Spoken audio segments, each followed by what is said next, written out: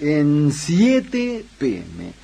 Bueno, y ahora, por supuesto, vamos a seguir con el tema de lo que es la política. Hace ratito hablaba de lo que es el relanzamiento del PRO a nivel nacional mañana. Y ahora en este bloque, ahí está nuestra productora en la tarea de poder contactarnos, de poder iniciar una charla con alguien a quien quiero mucho y respeto mucho, y ustedes también porque la conocen de hace muchos años. Es una señora periodista en todo el sentido de la palabra, pero fundamentalmente política, es analista política, y a lo largo de todos estos años, bueno, hemos compartido un montón de cosas. Y como lo hago habitualmente, de convocar a colegas, a periodistas políticos, para que tengamos una lectura, una mirada de esto que nos está pasando desde otra óptica, ¿no? Desde otra mirada, porque claro, son tantos los temas que tenemos para poder conversar, que bueno, que es realmente... para eso los convocamos. Bueno, temas internacionales que, como dije, los vamos a tratar en un programa exclusivamente al tema de lo que es la guerra, pero muy particularmente ahora nos vamos a meter con el tema de lo que es la política. Yo decía, y decía los días anteriores también en los comentarios, que hay una situación que, al menos para quienes hacemos el periodismo político, analizamos el tema de la política, se hace bastante complejo, ¿no? El tema, ¿por qué? Porque nosotros tenemos obviamente una mirada, una óptica, como al menos yo como lo digo siempre, una mirada, una opinión particular, y se lo hace, al menos yo lo hice en más de 40 años de periodista político, con absoluta honestidad intelectual, ¿no? Porque es importante eso, que cada uno que nos escucha, que nos lee, sepa dónde estamos parados. Pero claro, el otro día hablando con algunos amigos me decían, che, qué bárbaro, cada vez es como que a menor cantidad de gente, como que no le importa mucho lo que pasa con la política. Y me decía alguno, lo que pasa es que la gente, cuando digo la gente hablo de los ciudadanos, como le decimos de acá de a pie, ¿no? De carne y hueso y demás. Dice, lo que pasa es que está tan agotado que a lo largo de estos más de 40 años de democracia, es como que ha ido perdiendo el interés, se ha ido defraudando de alguna manera.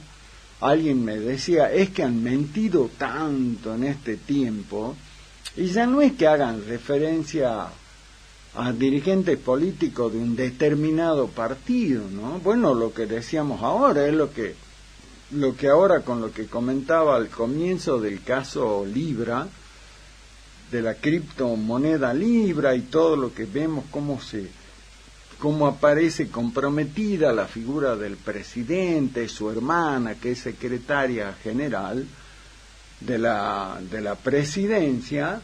Y bueno, y ahí decimos, bueno, pero si mira vos, la gente los terminó votando a estos que eran prácticamente, o a este que es Milei, prácticamente desconocido, porque él era un comentarista de algunos programas, lo que se llama el outsider. Y la gente dijo, bueno, yo lo voto a esto. ¿Se acuerda cuando eran las elecciones? Y desde acá nos preguntábamos, pero se habla mucho de que votarlo a Milei es dar un salto al vacío, ¿se acuerdan, no? Que se decía tanto. Y hubo gente que dijo, y sí, yo me arriesgo, doy un salto al vacío. Y lo votaron a Milei, del cual no conocían nada, pero de lo que sí sabían es que estaban cansados de lo que estaban antes. De Cristina, de Alberto Fernández, de Sergio Massa. De Sergio Massa, que era el candidato, era la continuidad, digamos, de lo que es el kirchnerismo.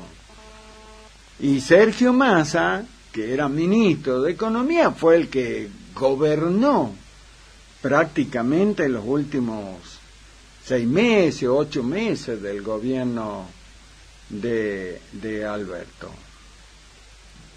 Y la gente optó por eso, por ese famoso salto al vacío. ¿Pero por qué? Porque estaba cansada del otro. Y de alguna manera apareció Milei, como digo, un outsider con un montón de cosas, y que dijo, bueno, yo lo voy a... lo vamos a apoyar. Veamos a dónde nos lleve este tipo. Y se bancaron un montón de medidas muy duras que implementó Milei, con el dijo, bueno, aguanten, porque esto es necesario que lo hagamos. Y la gente se lo bancó. Y bueno, ya van 2 años, pero ahora con todo esto, porque hace rato que empezaron a aparecer algunos indicios del gobierno de Milei, con el caso Andís, con el tema el Andís, que fue muy duro el golpe, porque lo más bajo, lo peor que debe haber es que vos protagonices todos los actos de corrupción son criticables, pero más aún cuando vos te metes con los más vulnerables, como el tema de los discapacitados, el usar como variable de ajuste otra vez a los jubilados. Bueno, y la cuestión es que se fueron sumando un montón de cosas hasta que ahora remata con este tema. Repito, la corrupción en el ANDI, que es la Agencia Nacional de Discapacidad, y después aparece ahora este tema de la criptomoneda. Vemos cómo los funcionarios como Adorni aprovechan, igual que hacían los otros, y entonces ahí la gente dice, che, viejo, pero ¿cómo puede ser? Nunca le encontramos el agujero al mate, todo lo que llegan se aprovechan de todo.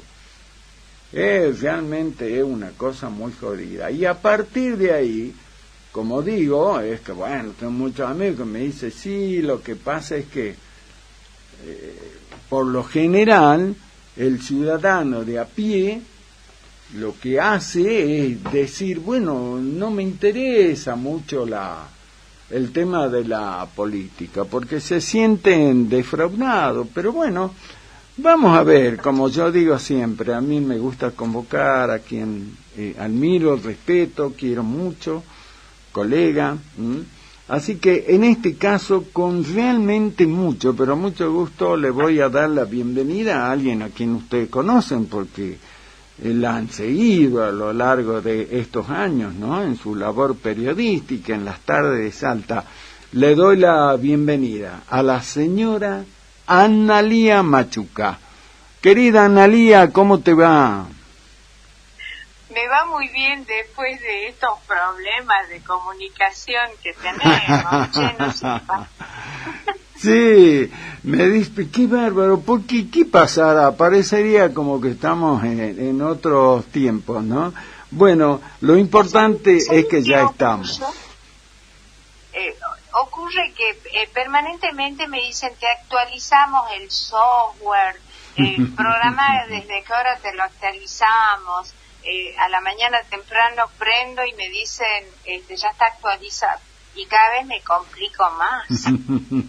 Te tenés que dejar alguna versión vieja. Claro, tenemos que volver a los viejos Nokia, ¿no? ¿Te acordás que parecían ladrillo, no? ¿Te acordás? Había que... Exactamente. Claro, había que llevar con todo. Bueno, antes que nada, muchas gracias, sabes el placer que es para mí que podamos compartir estos minutos, particularmente para escucharte con la audiencia, mi querida Analía, mirar tu mirada, tu lectura de todo lo que nos está pasando. Así que bueno, te vamos a escuchar con mucho gusto. Mirá lo que te lanzo así, livianito de entrada.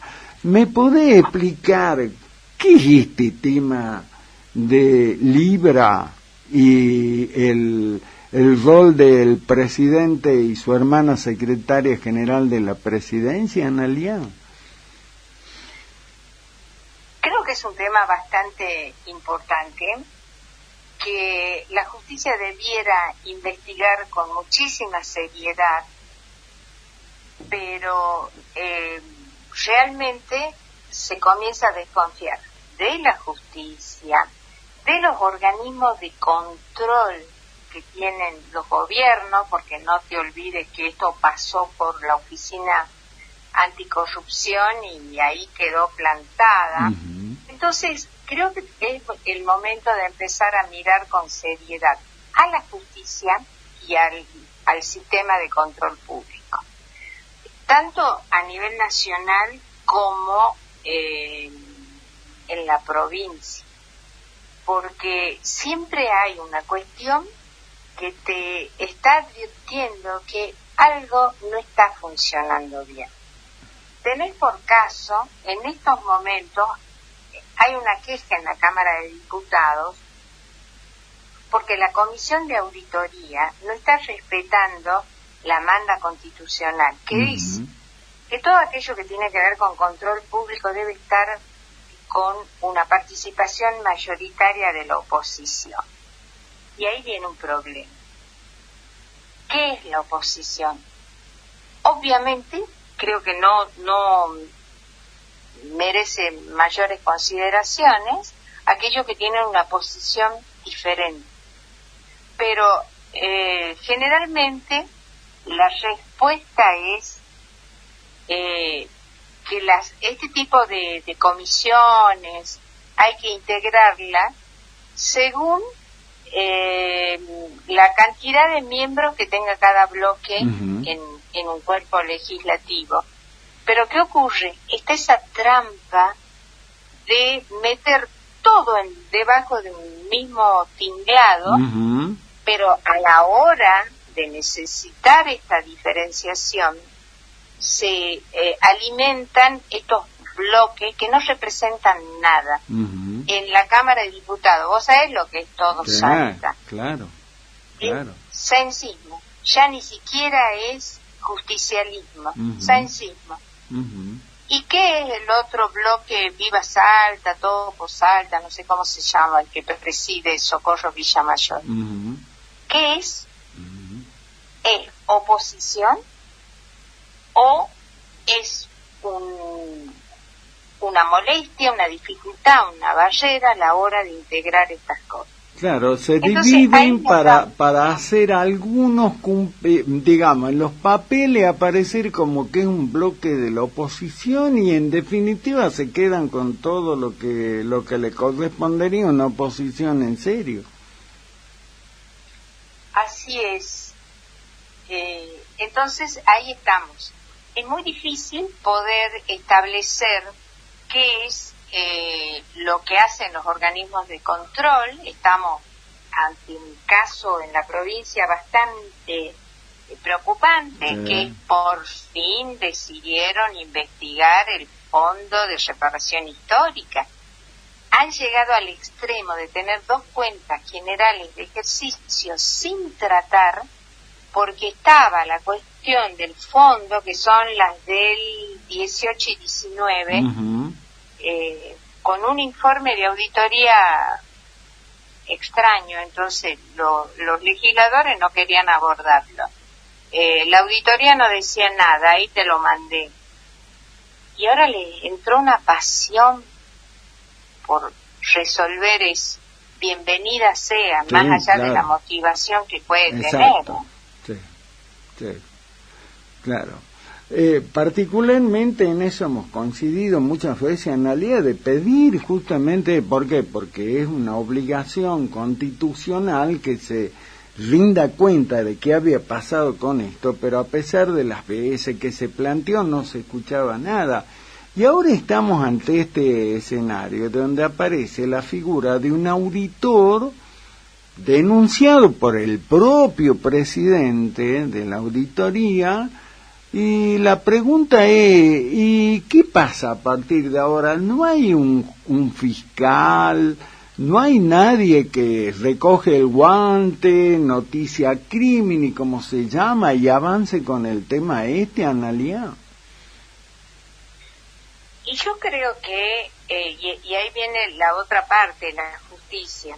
Por un lado puede ser esto que vos planteás, pero por otro lado también los auditores tienen la facultad de ir a la justicia cuando encuentran que algo no está operando bien.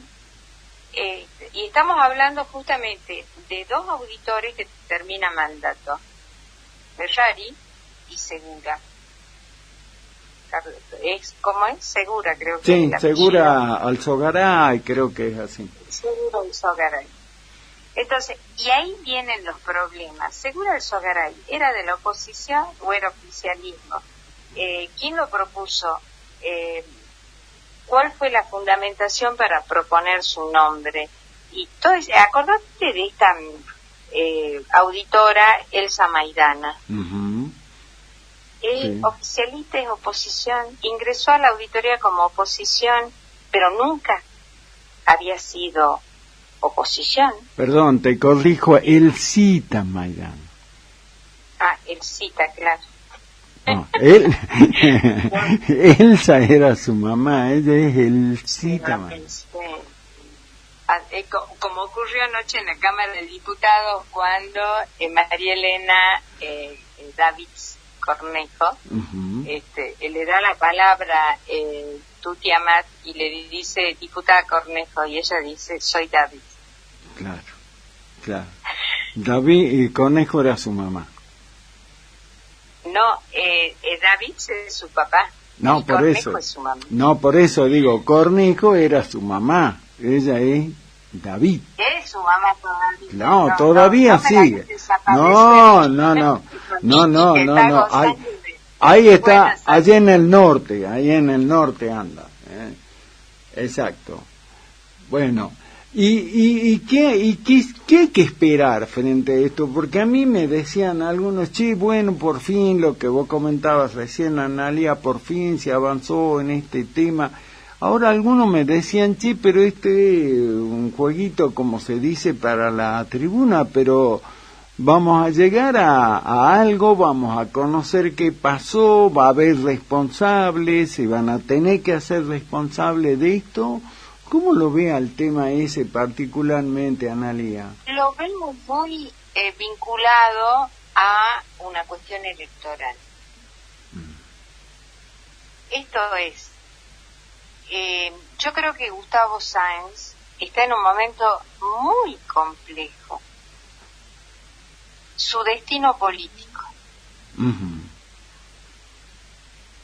Es cierto que cuando una constitución se renueva, si no hay una cláusula transitoria que con todas las letras diga bien clarito, bien clarito, el periodo que está transitando es el primero, por lo tanto le queda uno solo más, o que efectivamente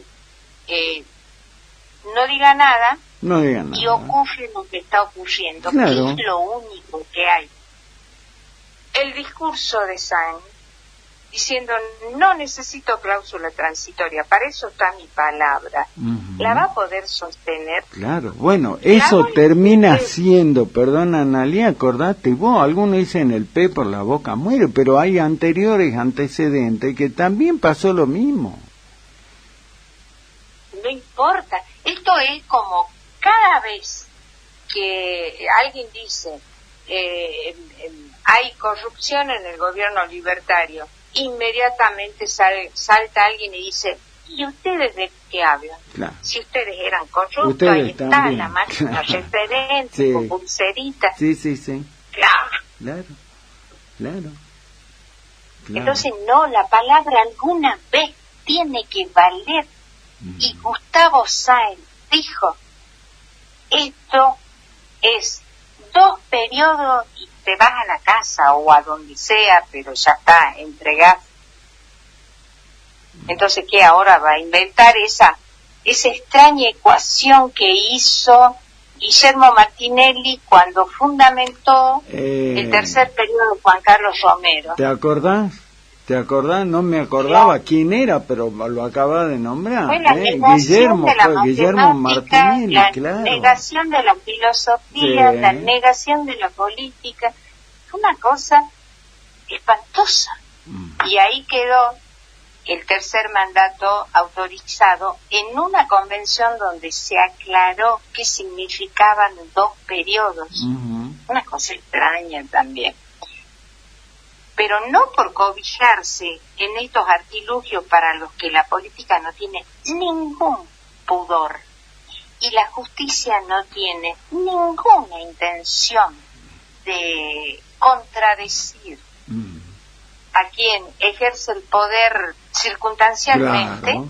porque también depende el propio si continúa o no, y estamos en esta hermosa chanchada.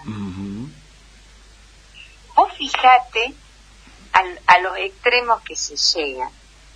Hoy, en la sesión de la Cámara de Senadores, se presentó un proyecto de declaración referido a los 50 años del último golpe militar. Sí. ¿Cómo resultó la votación aprobando el proyecto de declaración? 40 votos a pedido de el presidente del bloque justicialista. Le pidió al presidente diga que la votación fue por unanimidad y efectivamente fue así.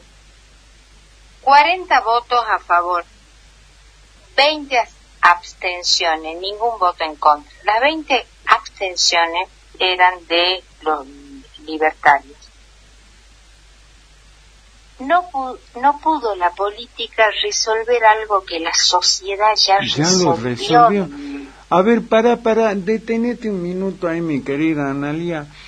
Vos le estás contando, la verdad que no lo tenía, vos le estás contando a la audiencia de 7 PM que hubo 20 legisladores, están sentados en bancas legislativas, que se abstuvieron de condenar lo que fue el golpe genocida que dejó lo que dejó. Te diría que no fue así como ellos lo plantearon, ¿no? En la voz de quién. El 24 de marzo del 76 ya estaba exiliada.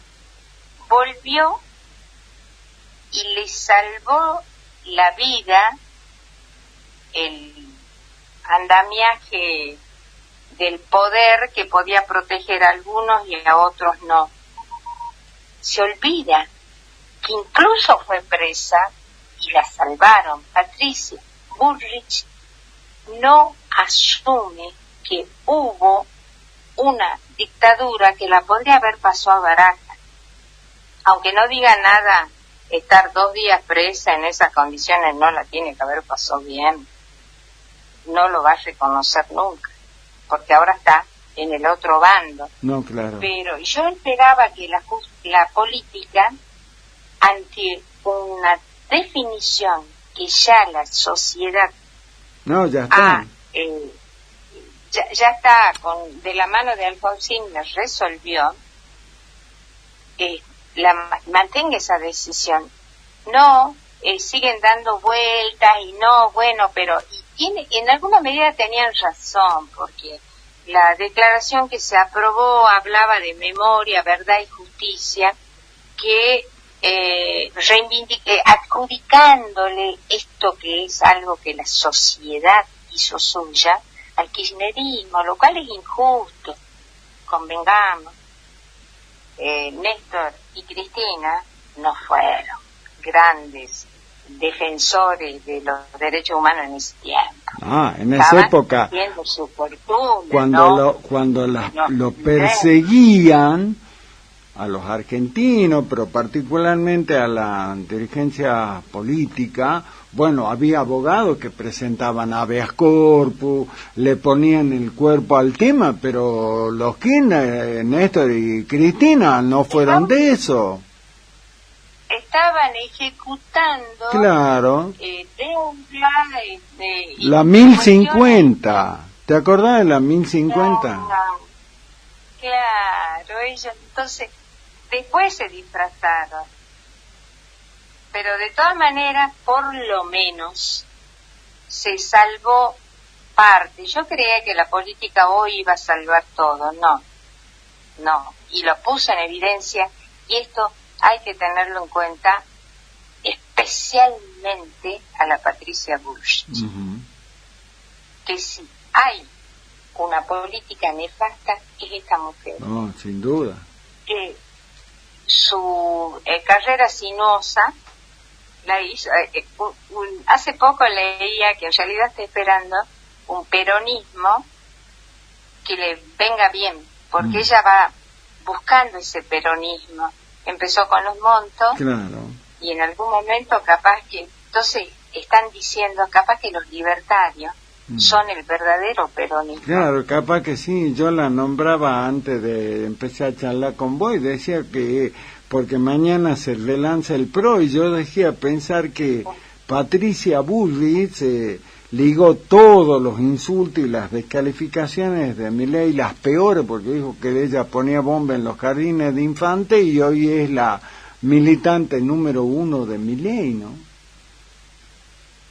Bueno, recordemos también, esto no lo tenemos que olvidar, yo lo conversé con Alberto Fernández, cómo comienza Mauricio Macri en una alianza en la Cava que incluía el PJ.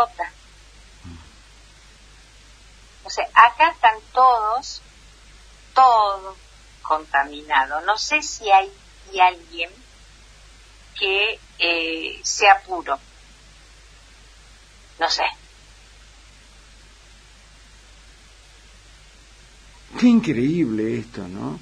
Por eso, bueno, yo hablaba y decía de que hoy la gente se encuentra tan alejada. Charlaba con un amigo de años, me decía, sí, hermano, pero ya hay muy pocos ciudadanos de a pie, como le digo, que se interesan por el tema de la política. Es como que todo el mundo ya no cree nada, no le interesa, y son todos los mismos. Es más o menos así, Analía. Y sí, vos fíjate, incluso cuando personas que son advenedizos en la política te pueden ir empujando hacia límites peligrosos. Estamos ganando la guerra. ¿Qué guerra? ¿Quién la declaró? Y estamos en ese punto, Ahora, hoy hubo un análisis muy lúcido de Capitanich, que la propia Patricia lo destacó. ¿Quién es Capitanich? El tipo que prohijó esos grupúsculos que la llevaron a la pobre Cecilia a que la coman. El clan Sena. Claro. Nadie, pareciera que habría que ponerlos a todos al borde del Jordán, largarlos al agua para que se purifiquen y a ver quién a ver quién sale del otro lado, ¿no? A ver quién aparece del otro lado. Sí. Qué va. Yo, vos sé que me quedé con esa expectativa cuando aprobaron tratar hoy en la primera sesión del Senado del periodo ordinario que se inauguró el 1 de marzo. Y yo dije, va a ser una prueba para la política. Si aprobás si aprobas esta declaración, la política pasó de curso. Claro. Lamentablemente se sacó un 4. Uh-huh. Se sacó un 4. Claro. Ahora, esto, mirá lo que te pregunto, es complicado. ¿Qué significa? ¿Que hay que volver a discutir algo como vos decías, que ya Alfonsín lo había dado por superado, la historia lo había dado por superado? ¿Hay que volver a discutir ese tema, Nalia? No, yo creo que la sociedad tiene una obligación. O te paras acá o te paras allá. Eso no está salvado. Es decir, mientras haya quienes alimenten esto que se llama la grieta, yo no creo demasiado en la grieta, porque podés ver que individuos como Patricia Bullrich saltan la grieta como con una facilidad de equilibrista, pero la que va a poner el orden en última instancia es la sociedad. Yo sigo confiando en la sociedad. Ahora, mira lo que te pregunto. Vos la viste a la sesión, yo no. Contame la cara de la presidenta del Senado. Bueno, la mayor parte de la sesión, por lo menos en este tipo de discusión, la condujo, claro, la condujo el presidente provisional. El santiagueño. No, de Puntano. Ah, Puntano, No, claro. Es Puntano, sí señora, tenés razón. ¿Cómo se llama? Abdala, ¿no? Bartolomé Abdala. Abdala, sí, el Abdala ese me confundió. En Santiago hay un montón de Abdala. Sí, Zamora, que hizo un planteo bastante interesante hoy, que tiene que ver con las tarifas de energía, tanto eléctrica como gasífera. Qué macana, podría haber sido interesante ver por lo menos el semblante de la vicepresidenta.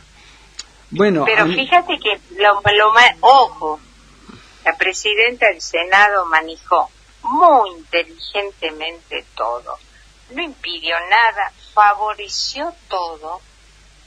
Yo creo que la verdad que tiene sus no sé, atributos que políticamente la hacen una persona a la que hay que ponerle la mirada. En principio, ya sabes de qué lado, pero también que no es despreciable, de ninguna manera. Exacto. Mirá la pregunta que me llega, un oyente, por supuesto, y me dice, qué lindo escucharlo. Le dejo una pregunta. Por favor, no le esquiven. ¿Gustavo Sáenz va a hacer una alianza electoral y política con Milei para el año que viene? En mi opinión, la está buscando desesperadamente.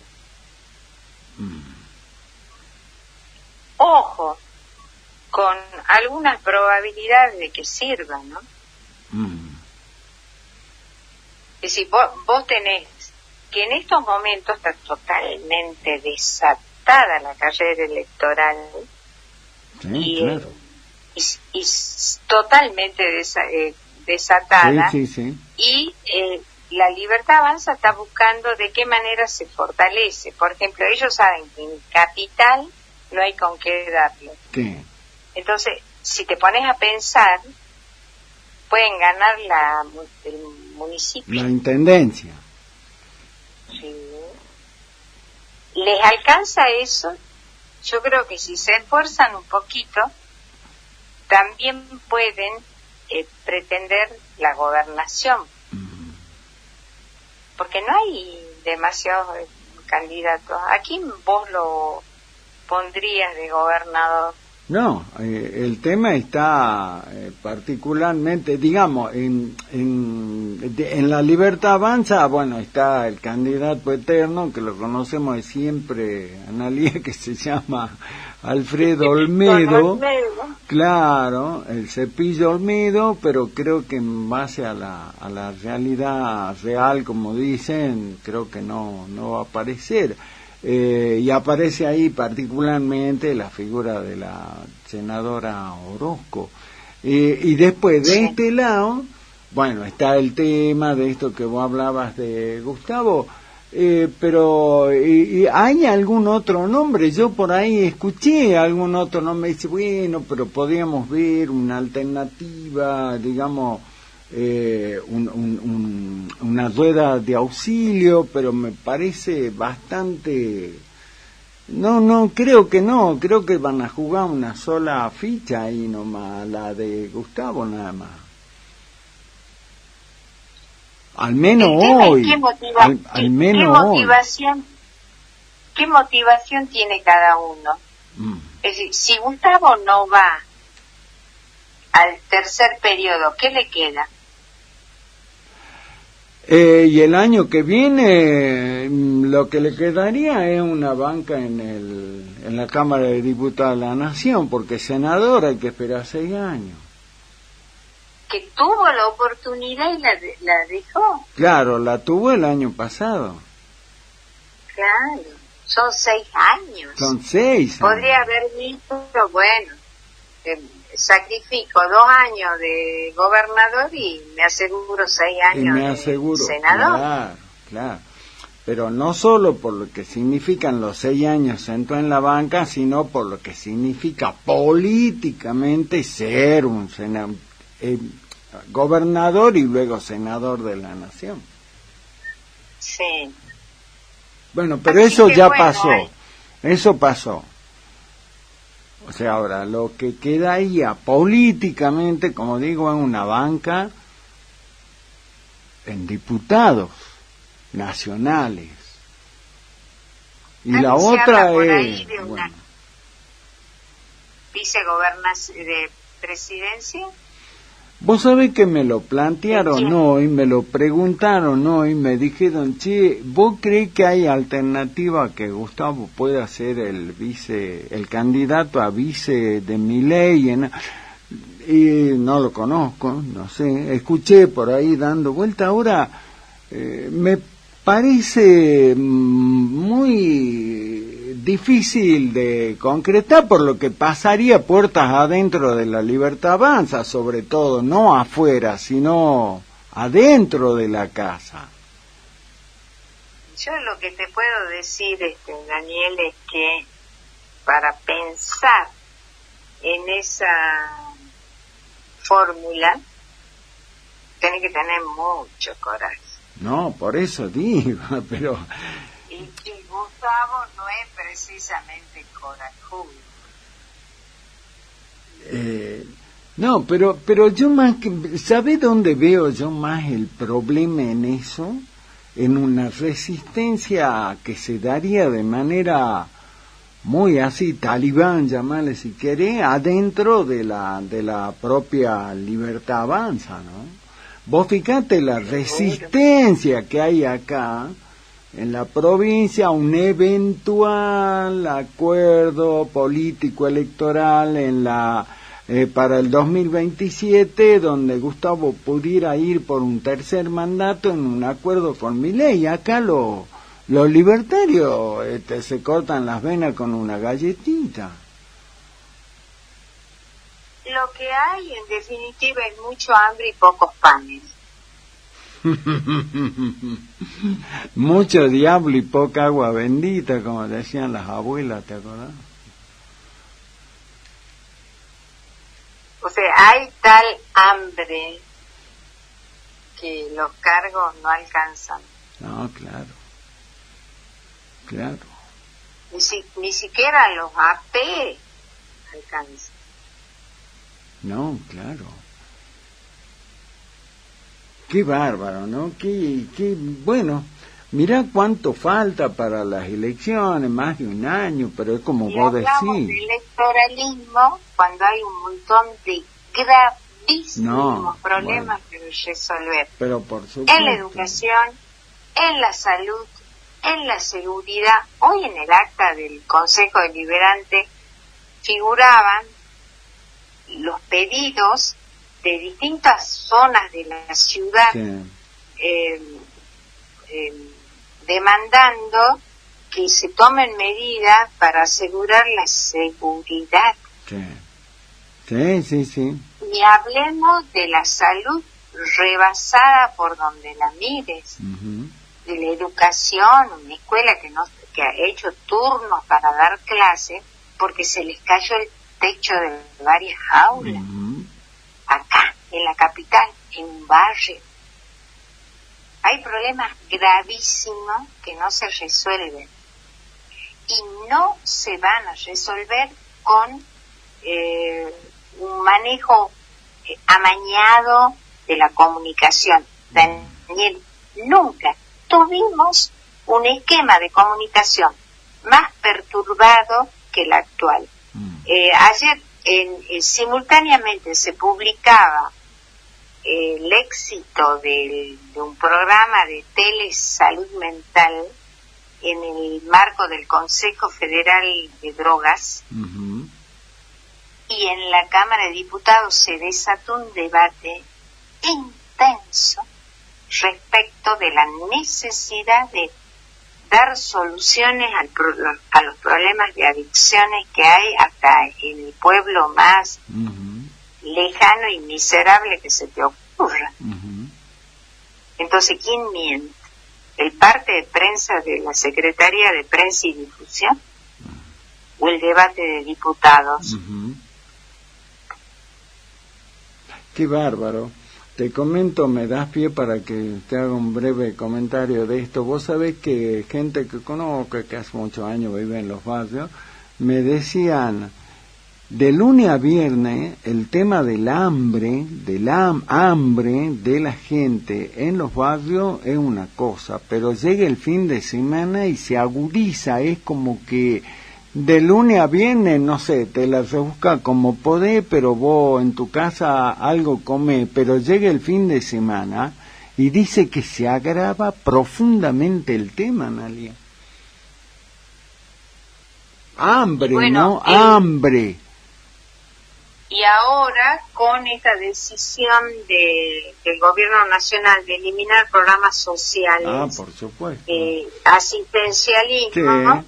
Le van a dar voucher.